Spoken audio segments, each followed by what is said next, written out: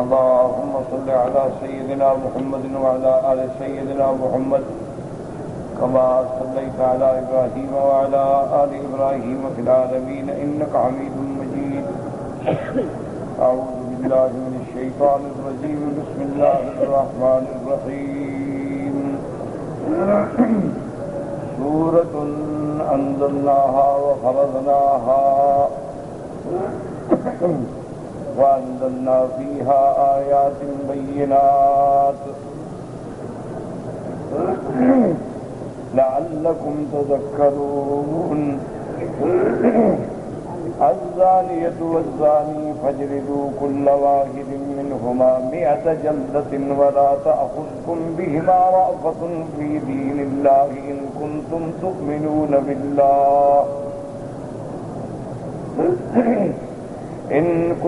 تؤمنون بالله واليوم الآخر وليشهد عذابهما طائفة من المؤمنين. قال المؤلف المفسر رحمه الله تعالى: أدام النفع بعلومه وعلومكم في الدارين آمين. كما قال الإمام مالك: حدثني محمد بن شهاب قال أخبرنا عبيد الله بن عبد الله بن عتبة بن مسعود أن ابن عباس أخبره أن عمر رضي الله عنهم قام فحمد الله وأثنى عليه ثم قال: أما بعد أيها الناس فإن الله تعالى بعث محمدا صلى الله عليه وسلم بالحق وأنزل عليه الكتاب فكان فيه وأنزل عليه آية الرجم فقرأناها ووعيناها ورجم رسول الله صلى الله عليه وسلم ورجمنا بعده. فأخشى أن يطول بالناس زمان أن يقول قائل لا نجد آية الرجم في كتاب الله فيضلوا بترك فريضة قد أنزله الله. فالرجم في كتاب الله حق على من زنى إذا أحسن من الرجال ومن النساء إذا قامت البينة وبالحبل أو الاعتراف. أخرجاه في الصحيحين من حديث مالك مطولا وهذه قطعة منه فيها مقصودنا هاهنا.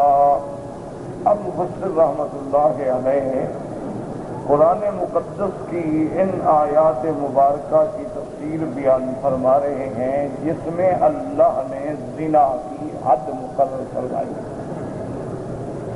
اب زانی مرد ہے یا عورت ہے اس کی دو حالتیں، یا تو شادی شدہ ہے یا غیر شادی شدہ. اگر غیر شادی شدہ ہے، بالغ ہے، عاقل ہے، حر ہے، مرد ہو یا عورت ہو، اس کی سزا 100 کوڑا. اگر شادی شدہ ہے یعنی مرد ہے، شادی شدہ ہے، عاقل ہے، بالغ ہے، حر ہے یا عورت ہے، اس کے بعد ان کی سزا جو ہے وہ رجم ہے. اور رجم کا معنی پتھر مار مار کے دونوں کو مار دینا. اب اسی لیے آپ کو اس بات میں بڑی توجہ سے بات سمجھنی چاہیے کہ یہ سنت اللہ ہے اللہ کی کتاب میں کہ اللہ تبارک و تعالی نے اس عالم کو ہدایت دینے کے لیے پیغمبر بھی بھیجے ہیں اور کتابیں بھی اتاری. تو ایک بات ہمیشہ یاد رکھیں، تو یہ سنت اللہ ہے کہ کبھی اللہ اپنی کتاب میں ایک حکم جاری فرما دیں گے لیکن وہ اجمال ہوگا. تفصیل جو ہے وہ بیان کون کریں گے؟ حضرت محمد مصطفیٰ صلی اللہ علیہ وسلم. تو اسی لیے صرف کتاب پر ایمان لائیں اور رسول پر ایمان نہ لائے تو وہ بندہ بھی مسلمان نہیں ہے. ایک آدمی کہا میرا قرآن پر تو ایمان ہے لیکن حضور پہ نہیں، تو وہ مسلمان نہیں. اچھا، اسی طرح وہ کہے کہ حضور صلی اللہ علیہ وسلم پر تو میرا ایمان ہے لیکن اللہ کے قرآن پہ میرا ایمان نہیں، ہم نے اترتے نہیں دیکھا، جبریل کب لایا، کیسے لایا، کوئی گواہ موجود نہیں تھے، ہمیں کیا پتا ہے، اس کا معنی وہ بھی کافر۔ ایمان کب مکمل ہوگا کہ آمنت باللہ وبکتبہ ورسلہ، اللہ کی کتابوں پر بھی ایمان، اللہ کے رسولوں پر بھی ایمان، اور ملائکہ پر بھی ایمان، کیونکہ اگر ملائکہ پر ایمان نہ ہوگا جی ٹھیک ہے اللہ برحق، رسول بھی برحق، کتابیں بھی برحق، لیکن فرشتے ہم نہیں مانتے، ہم نے دیکھا ہی نہیں فرشتہ کیسے مان لیں، تو پھر کتاب کون لے آیا، وحی کون لے آیا؟ اس کا معنی ہے کہ اس کا انکار۔ تو اس لیے ہمیشہ اللہ کے قرآن کا ایک طریق ہے، یہ نہیں ہے کہ صرف لوگ کہہ دیتے ہیں نا کہ جی آیت رجم تو قرآن میں ہے نہیں، یہ مولویوں نے بنائی ہوئی ہے۔ آج کل تو بہت سارے مسلمان ملک جو ہیں وہ بھی اس کا انکار کرتے ہیں۔ تو بات کو سمجھیں، نہ مولوی قرآن بنا سکتا ہے نہ حدیث بنا سکتا، وہ مولوی ہی نہیں ہوتا، وہ تو دجال ہوتا ہے جو قرآن خود بنائے اور حدیث خود بنائے۔ تو بات کو سمجھیں کہ اللہ کا ایک نظام اللہ نے ایسا رکھا ہے، کیوں یہ دنیا کیا ہے، دار الامتحان ہے، اختبار۔ اختبار کیسے ہوگا؟ اختبار تو اسی طرح ہوگا نا کہ ایک چیز قرآن میں ہے لیکن حضور کے بیان میں نہیں، ایک چیز حضور کے بیان میں تو ہے لیکن قرآن میں نہیں۔ اب امتحان ہو گیا نا، کیا کروں؟ تو جو مومن ہے وہ کہے گا آمنا باللہ رضینا باللہ ربا وبالاسلام دینا وبمحمد صلی اللہ علیہ وسلم نبیا ورسولا۔ اور جب یہ ایمان ہوگا تو پھر کوئی مسئلہ ہی نہیں، کوئی مشکل ہی نہیں۔ اسی لیے آپ دیکھیں کہ جب میرے محبوب کو، محبوب دو عالم صلی اللہ علیہ وسلم کو اللہ نے معراج کرایا تو بہت بڑا معجزہ ہے، عظیم الشان معجزہ ہے کہ آمنہ کے لال آسمانوں میں تشریف لے جائیں، اور آپ جسد الانثی یعنی اپنے بدن مبارک کے ساتھ، جسد مبارک کے ساتھ، اور نیند نہیں جاگتے ہوئے تشریف لے جائے، تو کوئی معمولی بات کریں گے، بہت بڑی بات ہے۔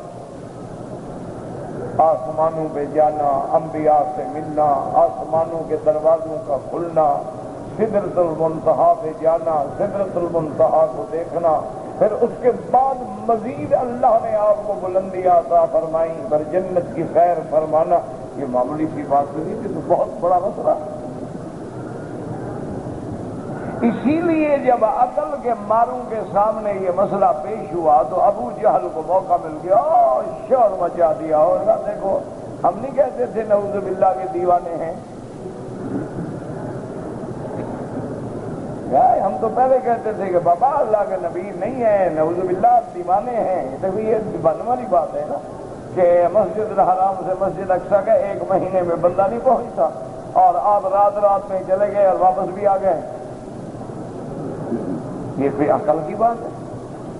کیسے آپ کے لیے آسمان کھل گئے؟ کس چیز پہ آسمانوں پہ گئے؟ وہ عقل کا غلام تھا، اس کو نبی کی بات سمجھنا، اور جو نبی کا غلام تھا سیدنا ابو بکر رضی اللہ تعالی عنہ، جب اس کو آ کے ابو جہل نے بطور اعتراض، بطور طنز، بطور استہزاء بتلایا کہ حل سمیت ما قال صاحبک، او ابی بکر اب تمہیں پتہ لگا تمہارا دوست کیا کہہ رہا ہے، اب تو ہماری بات مانو۔ انہوں نے کہا کیا کہہ رہے ہیں؟ انہوں نے کہا فرماتے ہیں اسری تو ثم عرج تو، اسراء ہوا، معراج ہوا، رات نہیں گزری، واپس آ گیا، دیکھو یہ بات بلا کوئی عقل میں آنے والی ہے؟ حضرت ابو بکر نے صرف ایک بات پوچھی، انہوں نے کہا ابو جہل یہ بتاؤ جو کہہ رہے ہو اسی طرح کہا حضور نے؟ اچھا خدا کی شان ہے، ابو بکر کو بھی پتہ تھا ابو جہل بڑا کافر ہے، کچا کافر ہے، لیکن جھوٹ نہیں بولے گا۔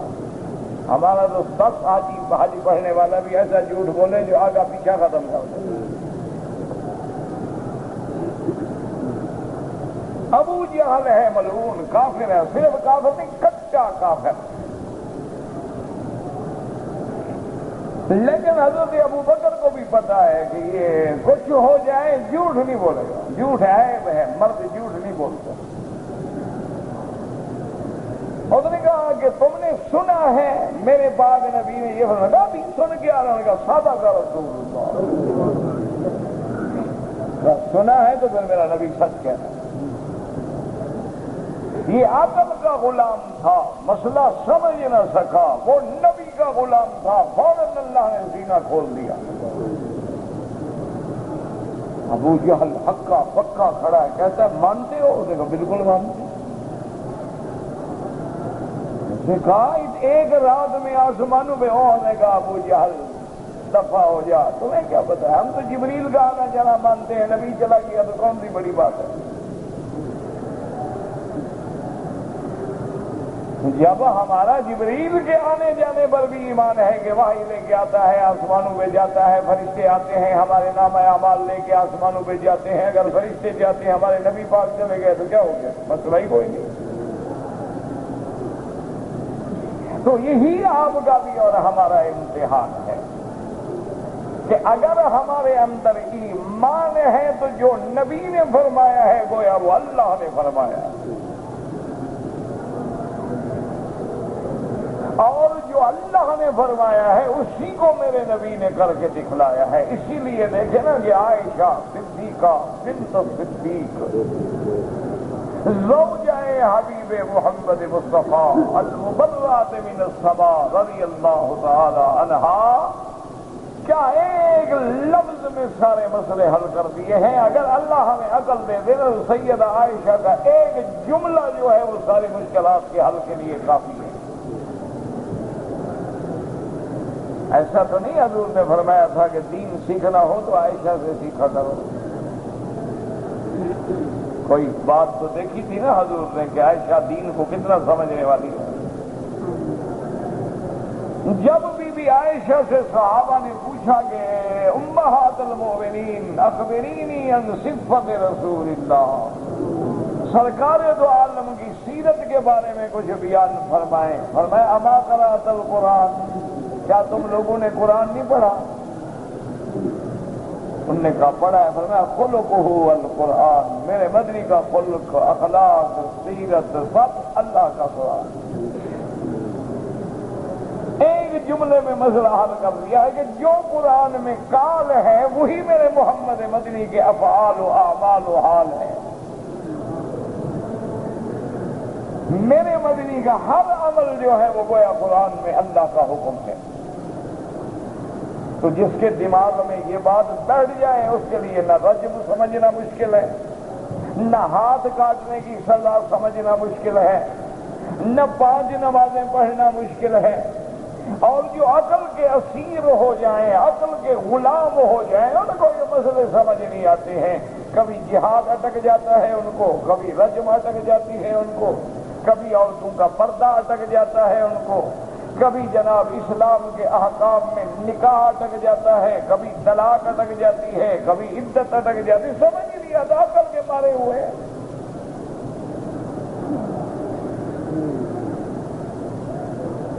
تو اس لیے ہمیشہ یاد رکھیں کہ اللہ نے قرآن میں 2 لفظ فرما دیے، فرمایا وَمَن يُطِعِ الرَّسُولَ فَقَدْ أَطَاعَ اللَّهَ، جس شخص نے میرے رسول کی اطاعت کی اس نے اللہ کی اطاعت کی۔ تو رسول کی اطاعت کس کی اطاعت ہے؟ اللہ کی۔ فرمایا وَأَطِیعُوا اللَّهَ وَأَطِیعُوا الرَّسُولَ، اللہ کی بھی اطاعت کرو، اللہ کے رسول کی بھی اطاعت کرو۔ اسی طرح فرمایا وَمَن يُشَاقِقِ الرَّسُولَ مِن بَعْدِ مَا تَبَيَّنَ لَهُ الْهُدَىٰ وَيَتَّبِعْ غَيْرَ سَبِيلِ الْمُؤْمِنِينَ نُوَلِّهِ مَا تَوَلَّىٰ وَنُصْلِهِ جَهَنَّمَ وَسَاءَتْ مَصِيرًا۔ من یشاقق الرسول، یشاقق شق سے ہے، یعنی میرا مدنی ایک شق میں ہے، تم دوسری شق میں ہو تو پھر جہنم کی تیاری کر لو۔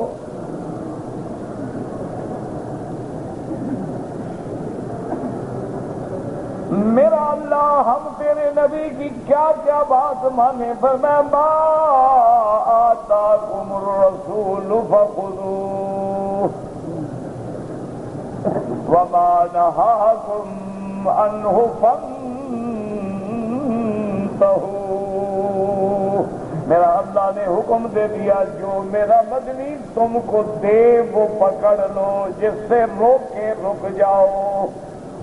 میرا اللہ میرے مدنی تو انسان ہیں، آمنہ کے لال ہیں، عبداللہ کے بیٹے ہیں، عبد المطلب کے پوتے ہیں۔ میرا اللہ بشر ہیں، انسان ہیں، اور بشر میں تو نسیان بھی ہو سکتا ہے، خطا بھی ہو سکتی ہے، اجتہادی خطا بھی ہو سکتی ہے۔ اگر حضور کے ہر حکم کو ہم مانے، اللہ نے فرمایا نہ میرے مدنی سے خطا اور صاحب تو ہو سکتا ہے، لیکن ہم اپنے نبی کو خطا پہ قائم نہیں رہنے دیتے، اور اس کا ہر حکم وہ ہوتا ہے جو میں وحی کرتا ہوں۔ وما ينطق عن الهوى إن هو إلا وحي يوحى۔ میرا مدنی اپنی خواہش سے، اپنے خیال سے کوئی حکم جاری نہیں کرتے جب تک میں وحی نہیں کرتا ہوں۔ اس لیے آپ دیکھ لیں کئی معاملات میں جب حضور سے پوچھا گیا کہ یا رسول اللہ، آپ کے صحابی نے ابی لبابہ نے اپنے آپ کو جا کے مسجد نبوی میں ستون سے باندھ لیا ہے، اب مہربانی کریں غلطی تو سے ہو گئی، معاف کر دیں۔ آپ نے فرمایا اب میں معاف نہیں کر سکتا، اس نے اپنا معاملہ اللہ کی عدالت میں پیش کر دیا ہے، اب جب تک اللہ حکم نہ دے اس وقت تک میں معافی نہیں دے سکتا۔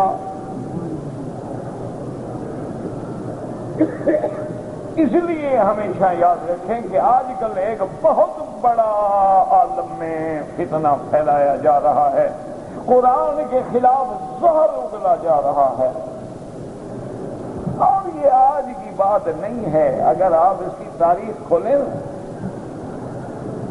تو لارڈ میکالے جب آیا تھا اس نے اپنی ساری، جب یہ آپ کا جو قانون ہے نا یہ سب اسی نے بنایا ہے، یہ انڈیا ایکٹ جو ہے سارا لارڈ میکالے کا بنا ہوا ہے۔ 1935 میں جو آپ کا انڈیا ایکٹ ہے، اور یہ آپ کے تعزیرات ہیں، یہ آپ کی تعزیرات ہند ہے جس میں یہ سارے قوانین ہیں، دفعات ہیں، سارے قوانین کا موجب بھی اصلی جو ہے وہ لارڈ میکالے ہے۔ اس نے یہ سب کچھ بنا کے دے دیا۔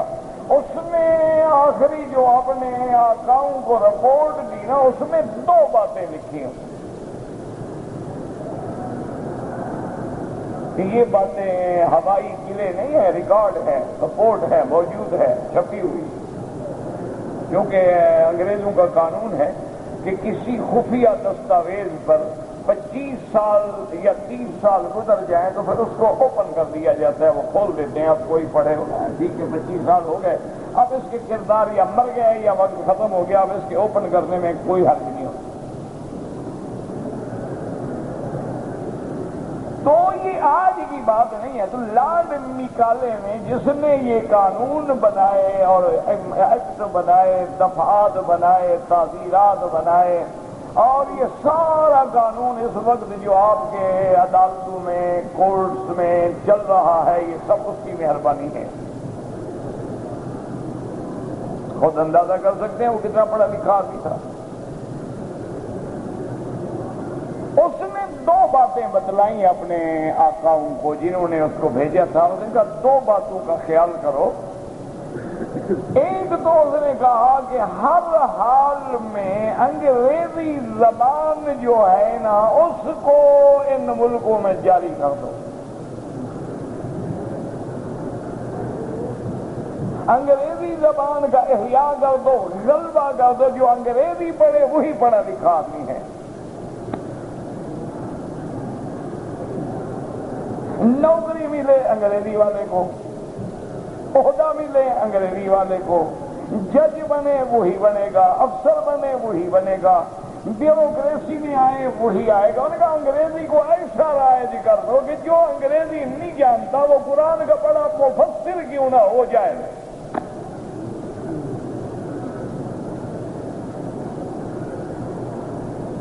اور دیکھا ایک تو یہ کام کرو، اگر آپ چاہتے ہو کہ مسلمانوں سے اسلام کو مٹا دیا جائے تو اس کا ایک حل یہ ہے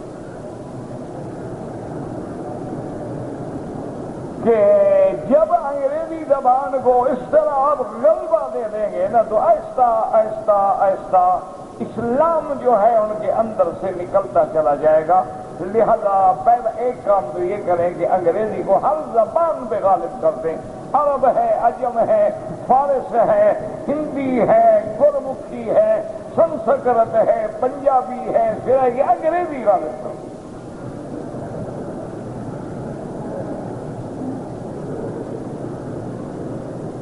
نہیں، ایمان سے ٹھنڈے دل سے ناراض ہونے کی ضرورت نہیں ہے، بڑے غور سے دیکھیں۔ مثلا آپ کے 4 صوبے ہیں، سندھ ہے، پنجاب ہے، سرحد ہے، بلوچستان، ٹھیک، اللہ محفوظ رکھے۔ کس صوبے کی زبان ہے انگریزی؟ نہیں، ٹھنڈے کسی صوبے کی اصلی زبان انگریزی ہے؟ اچھا، اسی طرح آپ آگے چلے جائیں، دلی، مہاراشٹر، آندھرا پردیش، ان سب صوبوں کو دیکھ لیں، ان میں کس کی زبان ہے انگریزی؟ جب تمہارے ملک کی زبان انگریزی نہیں تو تمہاری ہر جگہ انگریزی کیسے آ گئی؟ عدالت میں انگریزی، صدارت میں انگریزی، وزارت میں انگریزی، حکومت میں انگریزی، ڈی سی، کمشنر، یعنی عہدے کا نام جو ہے ڈی سی اردو کا لفظ ہے، کمشنر، گورنر، پی ایم، سی ایم، یہ اردو کا لفظ ہے۔ ایسے ملک ہو تمہیں اپنی زبان کا لفظ آتا ہی نہیں۔ وجہ کیا ہے؟ وہی سبق ہے، یاد رکھو، وہ جو سبق دیا گیا تھا کہ انگریزی کو ہم نے اتنا غلبہ دینا ہے۔ اب دیکھ لیں، مثال کے طور پر ایک آدمی ہے، دورہ حدیث پڑھ لے، وہ نوکری کے لیے جائے، اس کو کوئی کلرک تو کلرک مدرسے کا چپراسی بھی نہیں رکھیں گے، انگریزی نہیں آتی۔ اچھا، ایک آدمی بالکل ٹوٹل ایمان سے فارغ ہو، اس کو وضو کا پتہ نہ ہو، غسل کا پتہ نہ ہو، غسل جنابت کا پتہ نہ ہو، حلال حرام کا پتہ نہ ہو، انگریزی میں اس نے ایم اے کیا ہو، پی ایچ ڈی کیا ہو، ڈبل ایم اے کیا ہو، سی اے کیا ہو، اور اس نے ایم اے کیا ہو، ایم بی کیا ہو، ایم بی بی ایس کیا ہو، اس نے ایم ایس سی کیا، اس کو ملے گی نوکری۔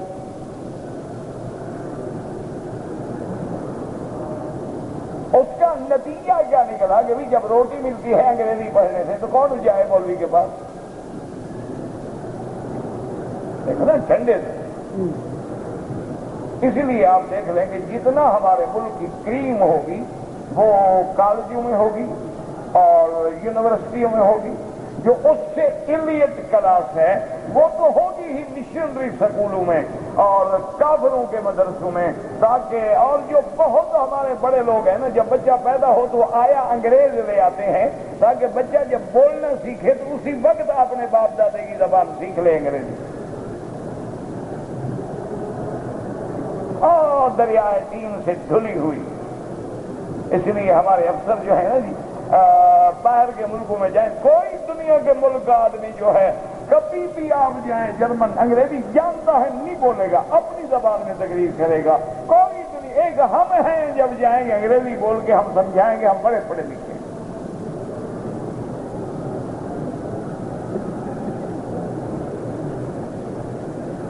یہ وہ سبق ہے لارڈ میکالے کا، یاد رکھ لیں، یہ وہی سبق ہے، اسی پہ عمل ہو رہا ہے۔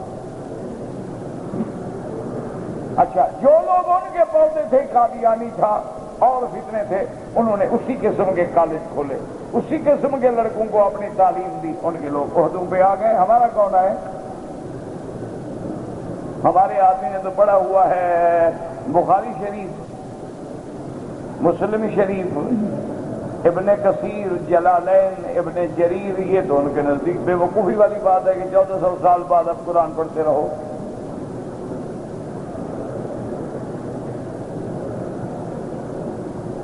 اچھا، ایک سبق اس نے یہ پڑھایا، یاد رکھو، اس میں ایمان سے کہو، اس پہ عمل ہو رہا ہے یا نہیں ہو رہا؟ ملک مسلمان کا ہو، زبان کافر کی ہو، حد ہو گئی نہیں ہو۔ کسی عرب ملک میں چل جاؤ، بینک کا کاروبار دیکھ لو انگریزی، کوئی بڑا اقتصادی یعنی مشروع ہے، بہت بڑا ہے، انگریزی۔ اس کے بعد جناب آپ نے انٹرنیٹ پہ بیٹھنا ہے، کمپیوٹر سیکھنا ہے، پہلے انگریزی۔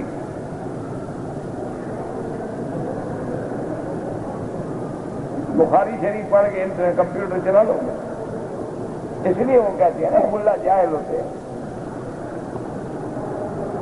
انگریز نے لکھا ہے کہ کوچوان جو ٹانگا چلاتا ہے اس کا تو 6واں نمبر ہے، مولوی کا اس کے بعد نمبر ہے، یعنی وہ کوچوان سے بھی گرا ہوا ہے۔ ان سے پوچھا کہ کیوں نے کہا کوچوان کے بعد لائسنس تو ہے نا، اس کے بعد کوئی لائسنس نہیں ہوتا نا، اس کی کیا حیثیت؟ اس کے پاس کمیٹی کا لائسنس تو ہے نا ٹانگا چلانے کا، مولوی کے بعد وہ بھی نہیں۔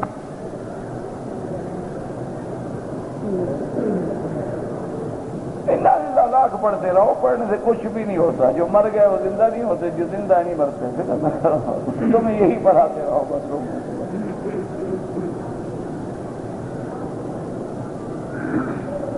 اب جناب دوسرا سبق اس نے پڑھایا، اس نے کہا دوسری چیز کا خاص خیال رکھو، جب تک یہ دین کے مدرسے رہیں گے اسلام ختم نہیں ہوگا۔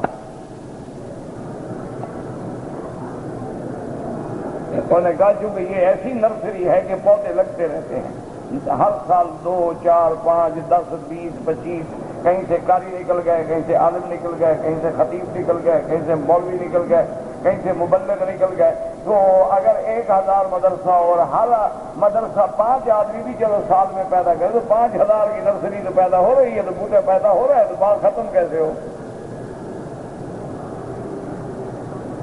یہ 1935 سے بھی پہلے کی باتیں اسے لکھی ہوئی ہیں، آج تو اسی وہ پرانی باتوں کو دہرایا جا رہا ہے۔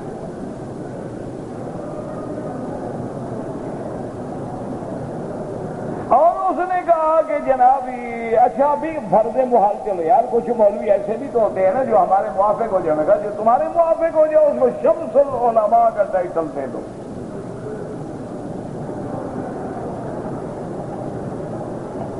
اور جو پیر ہمارے ساتھ مل جائے گا اس کو مخدوم کا لقب دو، اور جو نہ ملے گا چھوڑو قریشی، یار بھیک مانگ رہا دفع کرو۔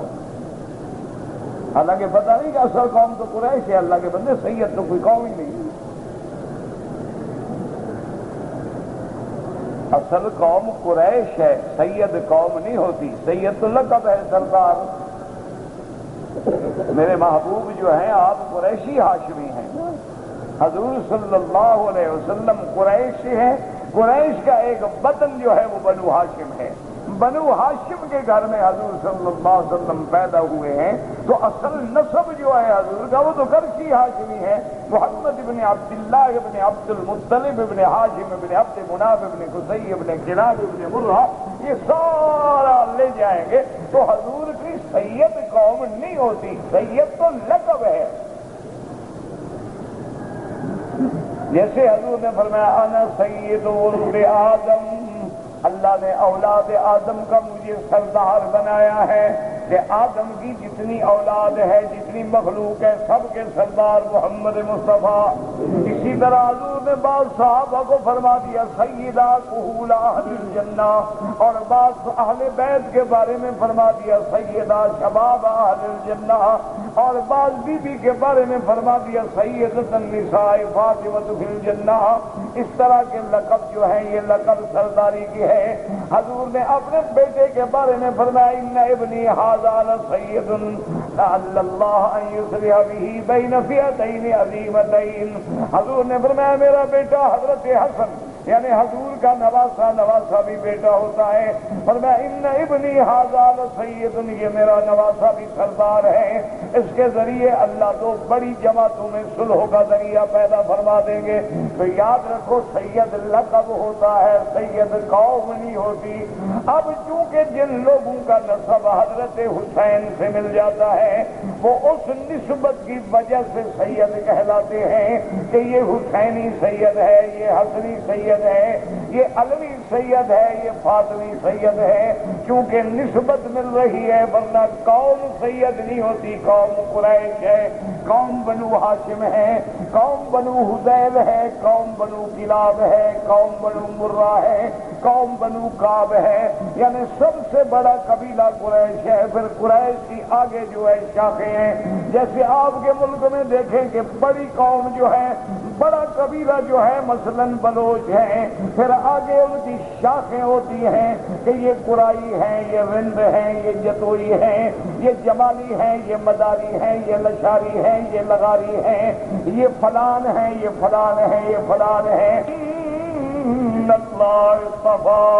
ان اللہ اصطفیٰ قریش، اللہ نے قبیلہ قریش کو بنو کنعان سے چن لیا ہے۔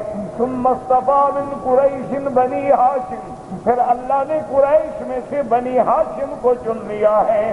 ثم اصطفانی من بنی ہاشم، اب بنی ہاشم میں کوئی بڑے سینکڑوں ہزاروں گھر تھے، پھر اللہ نے بنو ہاشم میں سے عبد المطلب کے گھرانے کو چن لیا ہے اور مجھے عبداللہ کے گھر میں پیدا کر دیا ہے۔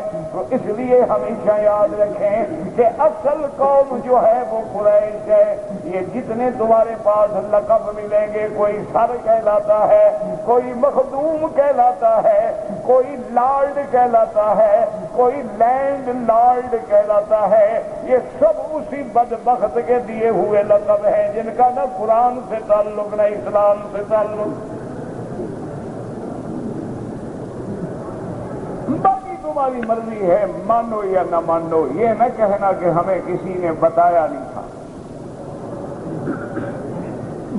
ہماری ذمہ داری ہے کہ ہم بات کو بتا دیں۔ تو اب اسلوب قرآن دیکھو کہ اللہ کا قرآن کبھی سمجھ نہیں آئے گا جب تک کہ محمد مدنی کا دامن نہیں پکڑو گے، اور میرے مدنی کی بات سمجھ نہیں آئے گی جب تک قرآن نہیں سمجھو گے، اور حضور کی باتوں کی بات تفصیل نہیں ملے گی جب تک صحابہ کا دامن نہ پکڑو گے، اور صحابہ اور حضور کی باتیں کہاں ملے گی؟ محدثین کا دامن پکڑو گے، وہ بخاری مسلم نسائی ترمذی لکھ کے سارے فرمان جمع کر دیں گے، اور ان کے اندر جو احکام ہیں، جو مسائل ہیں، وہ سمجھ نہیں آئیں گے جب تک ائمہ اربعہ فقہا کا دامن نہیں پکڑو گے، اور فقہا کی باتیں سمجھ نہیں آئیں گی جب تک علماء حقہ کا دامن نہیں پکڑو گے۔ یہ ایک کڑی ہے جو جڑی ہوئی ہے، جہاں ایک کڑا ٹوٹ گیا بس آپ ٹوٹ گئے۔ ہمیشہ ایک اصول رکھیں کہ سلسلہ، جیسے وضو ہے، وضو نہ ہو تو نماز نہیں، پانی نہ ہو تو وضو، پانی ہے پلید ہے تو وضو نہیں، عورت ہے حیض ہے پانی بھی ہے لیکن وضو بھی کرے تب بھی نماز نہیں۔ ایک سلسلہ ہے جو جڑا ہوا ہے، طہارت ہوگی تو صلاۃ ہوگی، صلاۃ ہوگی تو جماعت ہوگی، جماعت ہوگی تو مسجد ہوگی، اور اس کے بعد پھر اللہ کی طرف توجہ ہوگی، قرات قرآن ہوگی، رکوع ہوگا، سجود ہوگا۔ اب اگر نماز میں سجدہ چھوڑو تو نماز نہیں، رکوع چھوڑو تو نماز نہیں، قرات چھوڑو تو نماز نہیں، اگر واجبات چھوڑو تو سجدہ سہو ہے۔ جیسے نماز کے احکام جڑے ہوئے ہیں، اسی طرح اللہ تبارک و تعالیٰ کے احکام بھی ایک دوسرے سے جڑے ہوئے ہیں۔ اگر نبی کا انکار کرو گے تو قرآن کا انکار ہے، اور قرآن کا انکار کرو گے تو گویا نبی کا انکار ہے۔ یہ لازم و ملزوم ہے۔ جب یہ دماغ میں بیٹھ جائے تو پھر اللہ کا دین سمجھنا کوئی مشکل نہیں۔ اور اگر یہ باتیں سمجھ نہ آئے تو پھر تو بڑا مشکل ہے، پھر تو عقل لڑانا پڑے گا، پھر تو، اور جب عقل لڑاؤ گے؟ کہتے ہیں جی بات تو ٹھیک ہے، مولوی صاحبان بھی ٹھیک کہتے ہیں، لیکن دیکھیں نا جی موجودہ دور کے حالات کے مطابق یہ بات عقل میں نہیں آتی۔ پہلے فیصلہ کرو کس کے عقل کو ہم مانیں، عربی عقل ہو، اجمی ہو، فارسی ہو، ہندی ہو، سندھی ہو، کس کا عقل؟ پہلے عقل کا فیصلہ تو کرو نا۔ اچھا ہم نے ایک آدمی کی عقل کو اپنا حکم مان لے، وہ پاگل ہو جائے، پھر ہم کیا کریں؟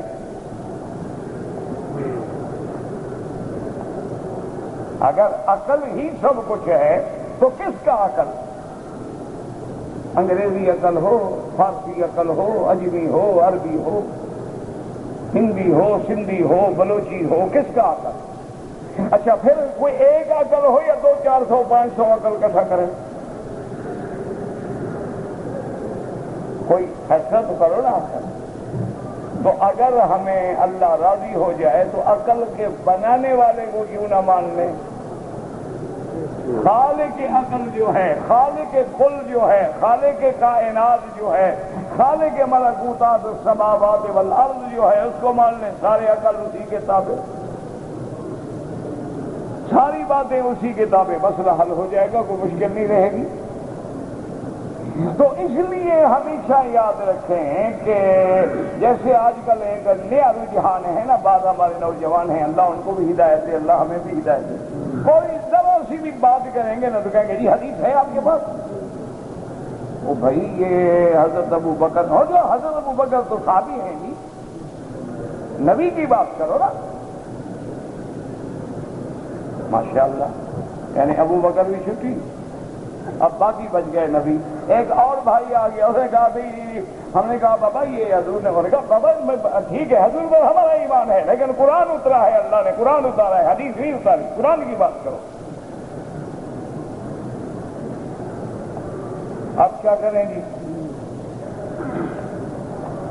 یہی ٹھوکر ہے جس میں آ کے بڑے بڑے ہمارے نوجوان گزر رہے ہیں۔ وہ سمجھ رہے ہیں کہ ہم حدیث پہ عمل کریں، یہ نہیں سمجھ رہے ہیں کہ ہم تو بالکل چھوڑ رہے ہیں، عمل کہاں کر رہے ہیں؟ اللہ اکبر، بس دعا کرو اللہ ان کی بھی ہدایت کے فیصلے کرے، اللہ ہماری بھی ہدایت کے فیصلے۔ تو یاد رکھو قرآن کا امان بغیر حدیث کے نہیں ہو سکتا، اس لیے پہلی دعا کیا سکھائی اللہ نے؟ اہدنا الصراط المستقیم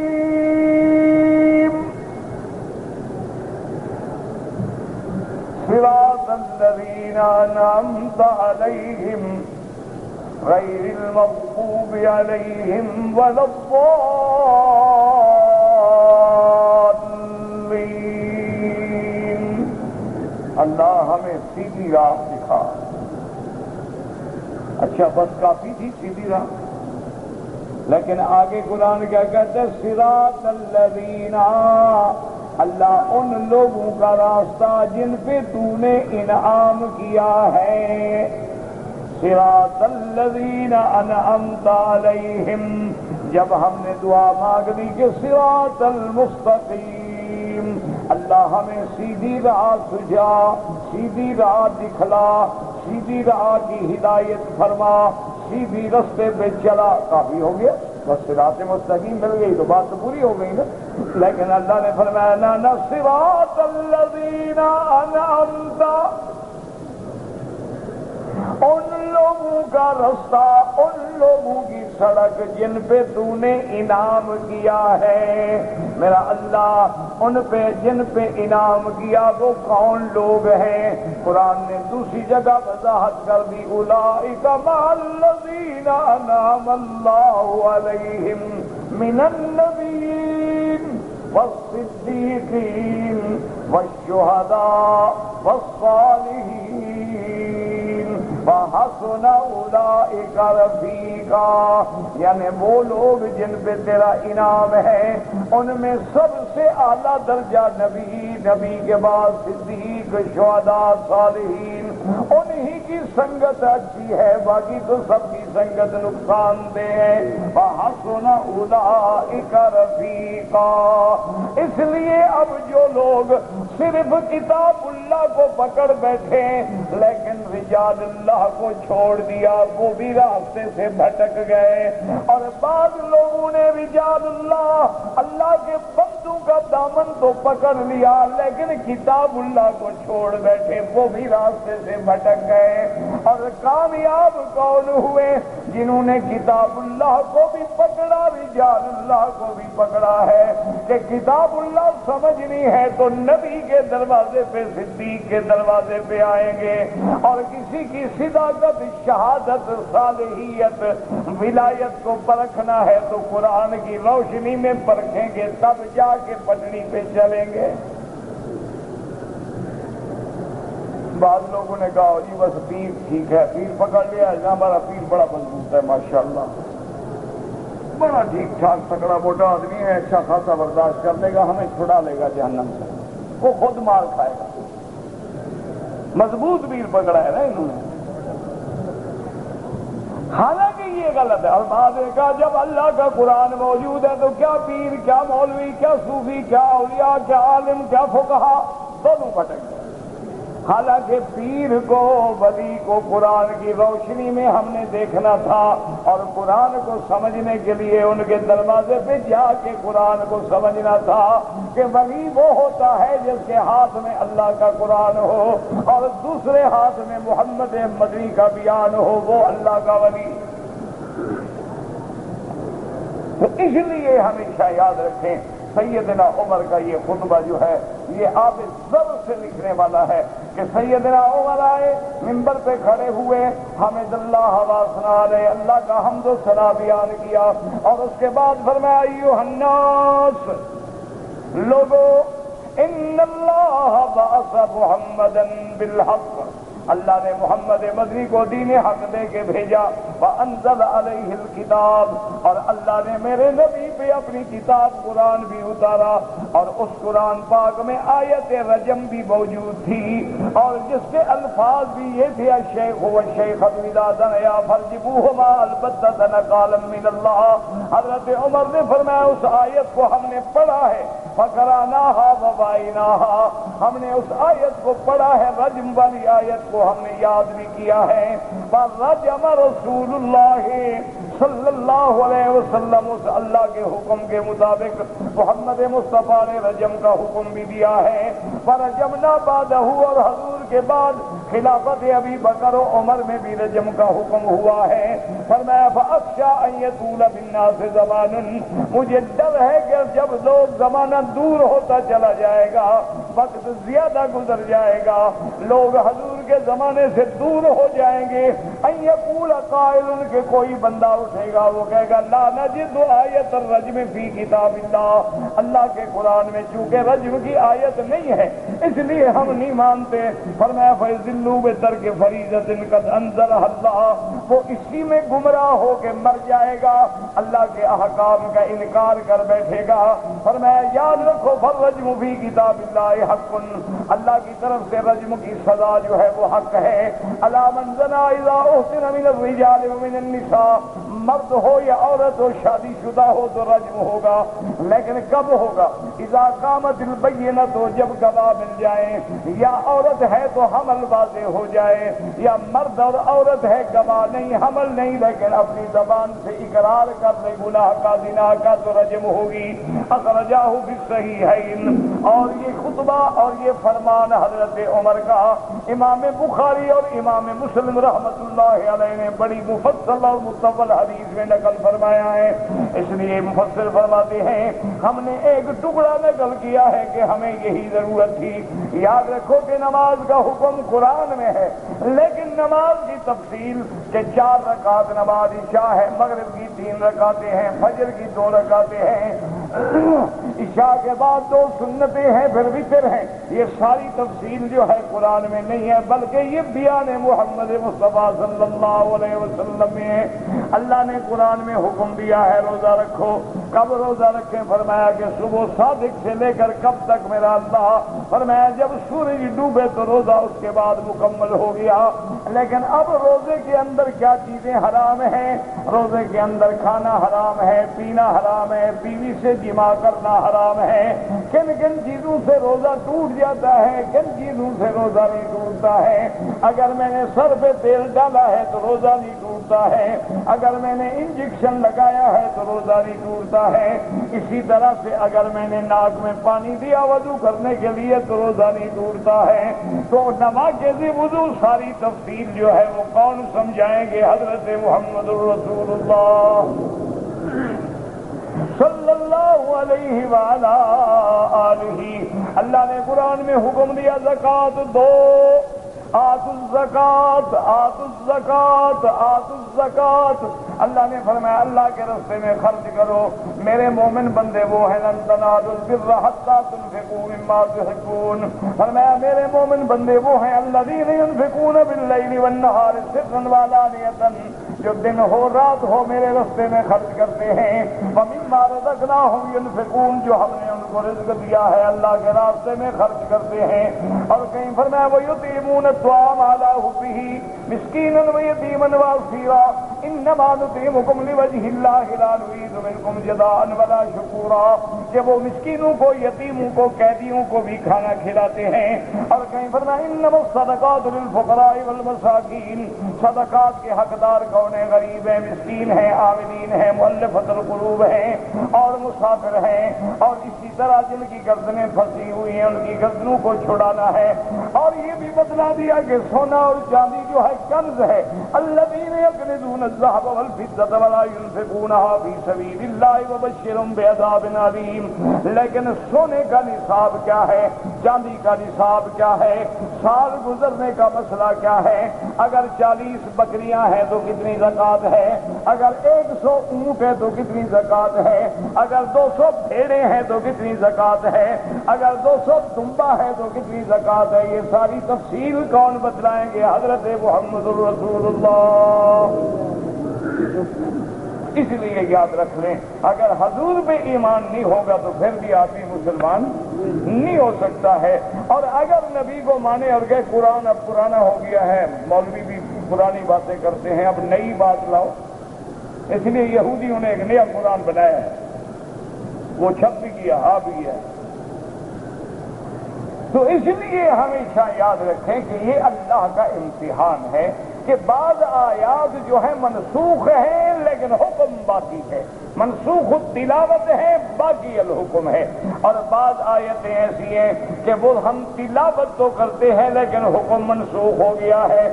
جیسے دیکھ لیں آپ سورۃ المزمل میں یا ایھا المزمل قم اللیل الا قلیلا نصفہ وانقص منہ قلیلا او زد علیہ ورتل القرآن ترتیلا۔ اللہ نے حکم دیا تھا میرے مدنی پاک 2 راتیں 2 حصے رات کے عبادت کریں، ایک حصہ نیند کریں، یا آدھا حصہ عبادت کریں آدھا حصہ نیند کریں، یا 2 حصے نیند کریں اور 1 حصہ عبادت کریں۔ لیکن اسی صورت کے آخر میں اللہ نے فرمایا فَقْرَؤُوا مَا تَيَسَّرَ مِنَ الْقُرْآنِ عَلِمَ سَيَكُونُ مِنكُم مَّرْضَىٰ وَآخَرُونَ يَضْرِبُونَ فِي الْأَرْضِ يَبْتَغُونَ مِن فَضْلِ اللَّهِ۔ اللہ نے فرمایا ہم جانتے ہیں ہمارے بندے تجارت بھی کریں گے، جہاد بھی کریں گے، بیمار بھی ہوں گے، لہذا اللہ جتنا توفیق دے رات کو جاگ لو، چاہے تو 4 گھنٹے جاگو، چاہے تو 3، چاہے 1 گھنٹہ، چاہے آدھا گھنٹہ، چاہے 15 منٹ 2 رکعتیں پڑھ لو، میں تہجد میں شمار کر لوں گا۔ اب حالانکہ پہلا حکم منسوخ ہو گیا ہے لیکن باقی تلاوت ہے، پڑھ رہے ہیں لیکن حکم ختم ہے۔ اس لیے ہمیشہ یاد رکھیں کہ اللہ کے دین کو سمجھنا ہے تو محمد مصطفیٰ کے دروازے پہ آنا ہوگا، اور فرمان نبی کو سمجھنا ہے تو خلفاء و صحابہ کے دروازے پہ آنا ہوگا، اور پھر ان مسائل کا استنباط کرنا ہے تو فقہاء کے دروازے پہ آنا ہوگا۔ اگر اس کڑی میں ایک کڑا بھی توڑو گے تو سارا سلسلہ منقطع ہو جائے گا۔ دعا کریں کہ اللہ ہمارے سلسلے کو علماء سے لے کر محمد مصطفیٰ تک قائم رکھے، اور جب موت کی گھڑی آئے تو زبان پہ جاری ہو لا الہ الا اللہ محمد الرسول اللہ، اور اللہ سب پریشانیاں دور فرما دے۔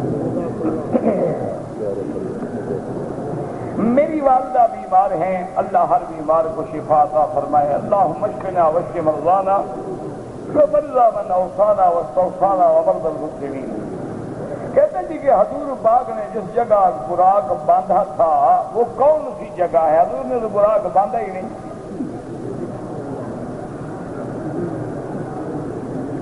نہ حضور پاک معراج پہ جا رہے تھے یا براق باندھنے گئے؟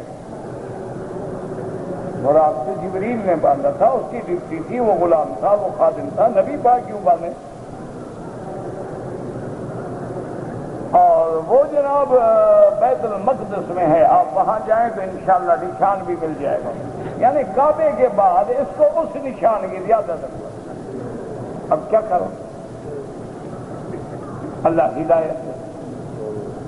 منتظم پہ جو کھڑے ہوں نا تو وہاں کھڑے ہو کے بھی دعا کرتے ہیں، پیران پیر تیری مہربانی، تو نے ہمیں یہاں بھیجا۔ اس کا کوئی علاج ہے؟ بس دعا کرو اللہ ہدایت، اور کیا کریں؟ ملتظم پہ کھڑا ہے، خدا کے دروازے پہ کھڑا ہے، بھیجا پیران پیر نے۔ اچھا مکے آئے، عمرے پہ آئے، حج پہ آئے، بڑے پڑھے لکھے لوگوں سے بھی پوچھا، اچھا جی ماشاء اللہ الحمدللہ، کہتے ہیں نہیں بھائی حضور نے بلایا ہے، خط بھیجا ہے حضور نے۔ خدا کا خوف کرے، تمہیں اللہ نے نہیں بلایا، حضور نے۔ اس سے بڑا شرک ہے کوئی؟ حضور سے بلاوا آیا ہے ماشاءاللہ، یار بڑے خوش قسمت ہو۔ اور یہ بھی حضور نے فرمایا داڑھی منڈا کے آنا، سگریٹ پیتے ہوئے آنا۔ کوئی شرم کرو۔ انا للہ و انا الیہ۔ خدا کے بندے حج پہ بلائیں یا مدینے کی حاضری کی توفیق دیں، وہ دینے والا بلانے والا کون ہے؟ کس کے حکم پہ بلایا گیا؟ وَأَذِّن فِي النَّاسِ بِالْحَجِّ۔ اللہ نے فرمایا ابراہیم آواز دو، لوگوں کو بلاؤ میرے گھر کے حج کے لیے، تو حکم دینے والا کون ہے؟ اللہ کو چھوڑ کے کہا، اور صحیح حضور نے بلایا ہے، مدینے سے بلاوا آیا ہے۔ دیکھو جی سبحان اللہ، جی وہ بلاوا ہمیں ذرا پڑھواؤ تو صحیح، لکھا عربی میں ہے کس زبان میں؟ لا حول ولا قوت۔ اور کہیں تو کہتے ہیں جی وہاں بھی نبی کو نہیں مانتے، اس میں نبی کے نہ ماننے والی کیا بات ہے؟ کہ تو تم قرآن کو نہیں مانتے، قرآن کہتا ہے اللہ نے بلایا ہے، تم کہتے ہو نہیں نبی نے بلایا۔ اچھا نبی پاک جب حج کرنے آئے ان کو کس نے بلایا؟ ہاں جی کیا کیا؟ نہیں حضور پاک نے حج کیا نہیں کیا، تو حضور کو کس نے بلایا؟ پیران پیر کو کس نے بلایا؟ یا پھر اللہ نے یہ فیصلہ کر دیا ہوگا کہ نبی پاک آپ کو تو میں بلا لیتا ہوں، باقی کو آپ بلاتے رہنا۔ انا للہ، یعنی ایسی باتیں کہہ دیتے ہیں۔ اور عجیب بات، اچھا کہہ دو بھی ماشاءاللہ اللہ نے آپ کو حج نصیب کیا، بس پیر کا کرم ہے، یعنی اللہ کا کرم ہی نہیں ہے ہی پیر کا کرم۔ یہ شرک تو میرے خیال میں ابو جہل کو بھی نہیں آتا تھا کہ ہر بات میں اللہ کو چھوڑ کے غیر کی طرف نسبت کریں۔ وہ ہر بات میں اللہ کو مانتے تھے، وہ کہتے تھے یہ بس اللہ تک پہنچانے کا ذریعہ ہے، یہ نہیں کہ خدا کو نہیں مانتے تھے۔ خدا کو نہ مانتے خدا کا کعبہ بناتے۔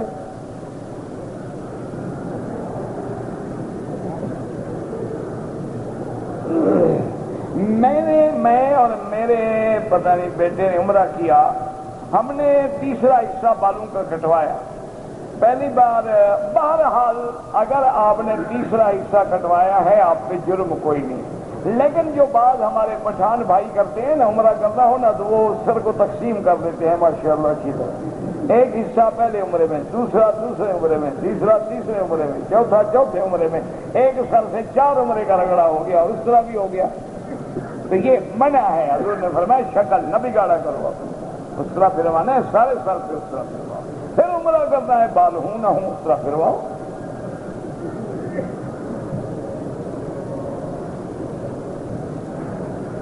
میں انگلینڈ میں رہتا ہوں، وہاں بال کٹوانے کی جا، بہرحال آپ نے بال کٹوائے ہیں، آپ کا عمرہ ٹھیک ہو گیا۔ بس تنگ دستی دور کرنے کے لیے سب سے بڑا وظیفہ ہے استغفار۔ جتنا زیادہ استغفار پڑھو گے اتنا اللہ رزق میں برکت دیں گے۔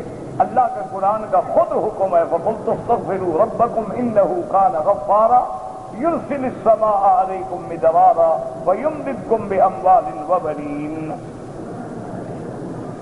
والدہ ولی بن سکتی ہے، یعنی نکاح میں والد نہ ہو، پھر بھائی ہے، چاچا ہے، کوئی نہ ہو تو پھر والدہ ہے یا قاضی ہے۔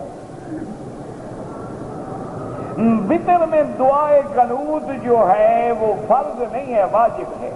وہ بھی واجب امام ابو حنیفہ رحمۃ اللہ علیہ کے نزدیک ہے، امام احمد بن حنبل رحمۃ اللہ علیہ کے نزدیک سنت ہے۔ کیا مانا؟ یعنی ان کے نزدیک اگر کوئی آدمی دعائے قنوت نہ پڑھے وطر ہو جائیں گے، لیکن امام ابو حنیفہ فرماتے ہیں دعائے قنوت نہ پڑھے تو سجدہ ساز کرے۔ کہتے جی کہ شیعہ سے دوستی رکھے، سنی مر گئے ہیں کیا؟ پہلے سنیوں سے تو نبھا لو بابا، کسی باطل فرقے سے دلی تعلق نہ رکھو، لین دین معاملات سب سے جائز۔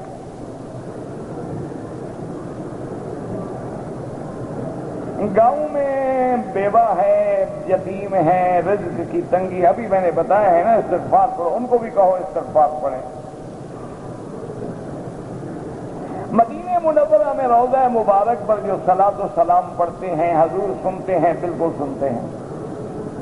ہمارے اعمال حضور پہ پیش ہوں گے، بالکل ہوں گے۔ قُلِ اعْمَلُوا فَسَيَرَى اللَّهُ عَمَلَكُمْ وَرَسُولُهُ وَالْمُؤْمِنُونَ۔ قضا نماز کی ادائیگی کے لیے کوئی حدیث ہے؟ حضور کی نماز جب فجر کی قضا ہوئی آپ نے پڑھی یا چھوڑ دی؟ حضور کی نمازیں جو خندق کے موقع پہ قضا ہوئیں آپ نے قضا پڑھی یا کہا استغفر اللہ پڑھ کے چھوڑ دو؟ اگر پڑھی ہے تو اس سے بڑی حدیث کیا ہو؟ اچھا روزہ رکھو تو قضا کرو، نماز کی نہ کرو، ماشاءاللہ۔ یہی مشکل ہے نا، جب آدمی خود سمجھتا ہے نا حدیث قرآن پر، یہی حال ہوتا ہے۔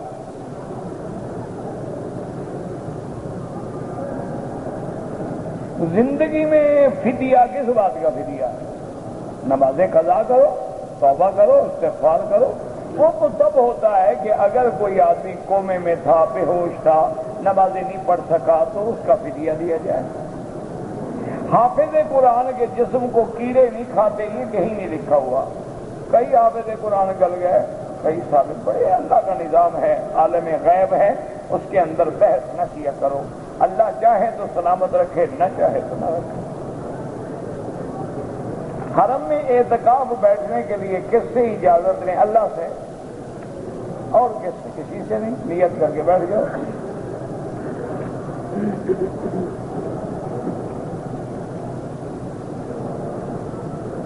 اگر کسی آدمی کی اولاد نافرمان ہے، گستاخ ہے، تو کیا کرے؟ دعا کرو اللہ ہدایت دے، اور ان کو جائیداد سے محروم کر دے، بالکل نہ کرے محروم کرے گا تو خود جہنم میں جائے گا۔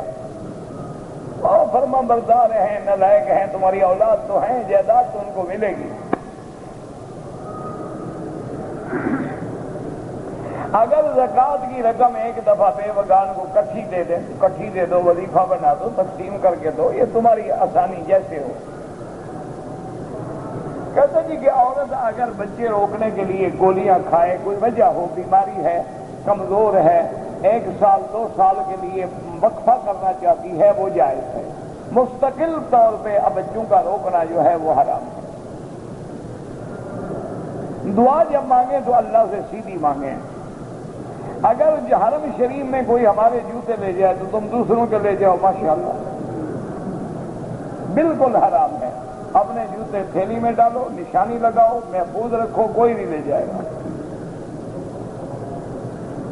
سنا ہے کہ اصحاب کہف کے ساتھ جو کتا تھا، سنا ہے نا، نہ قرآن میں ہے نہ حدیث میں۔ سنا تو تم نے بہت کچھ ہے۔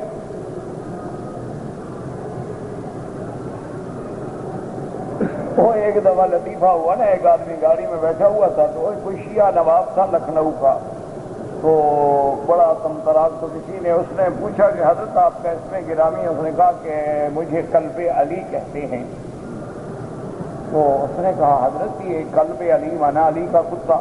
تو یہ نام آپ نے کیوں رکھا؟ جی حضرت علی کا کتے بن کے ہی جنت میں چلے جائیں گے۔ وہاں تو اللہ کا کتا بھی نہیں جائے گا، علی کا کتا کہاں جائے گا؟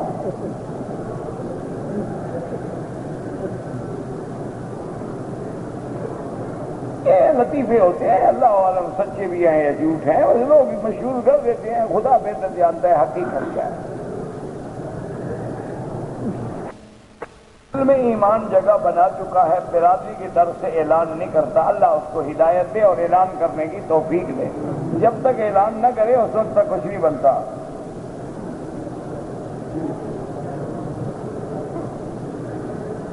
ہماری جماعت کے آدمی کسی اجنبی عورت کو پکڑ کر رکھ لے، حکومت پکڑ لے، بدنامی ہوگی۔ تم بدنامی کے چکر میں نہ پڑو، تم اس عورت کو ان کے وارثوں کے پاس بھیجو۔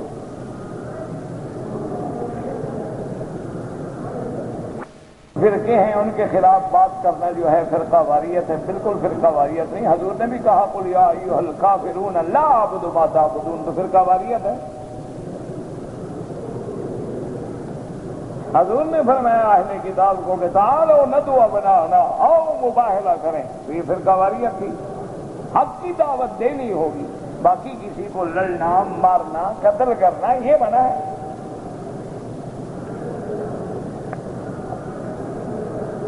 کہتے جی کہ آپ تبلیغی جماعت میں کیوں نہیں نکلتے، دعا کرو۔ کہتے جی کہ بعض تبلیغی جماعت والوں کی شکل تو اچھی ہے لیکن اندر خراب ہے، تمہارے پاس ایکس رے ہیں؟ نہیں، کوئی خاص ایکس رے نکلا ہے دیکھنے کا تو مجھے بھی دکھاؤ یار۔ انا للہ ہے و انا الیہ۔ تمہارا تو اندر باہر خراب ہے، ان کا تو ایک خراب ہے نا، تمہارا ڈبل خراب ہے۔ میرے پاس بھی ایکس رے ہے ایسے لکھنے والوں کا۔ فی الدورة الشهرية أن تقرأ القرآن الكريم، نعم أجاز بعض الفقهاء، أما عند أبي حنيفة لا۔ أما لا تمس القرآن إلا بالقفازين أو بشيء نحوها تكون حاجزا بينها وبين القرآن، كتبت كلمة أو شيء بقلمها في حالة الدورة الشهرية فجائز إن شاء الله، والله أعلم۔ ایک لیڈی ڈاکٹر ہے کلینک میں، وہاں جو واش روم ہے ایک ہے، اسی سے مرد بھی فائدہ اٹھاتے ہیں، عورتیں بھی۔ تو بعض اوقات وضو نہیں ہوتا تو قرآن یاد پڑھتی رہیں، یا قرآن کھول کے رکھ لیں، ہاتھ نہ لگائیں، دیکھ کے پڑھتی رہیں۔ اگر ہاتھ لگانا بھی پڑے تو کپڑے سے لگا لیں۔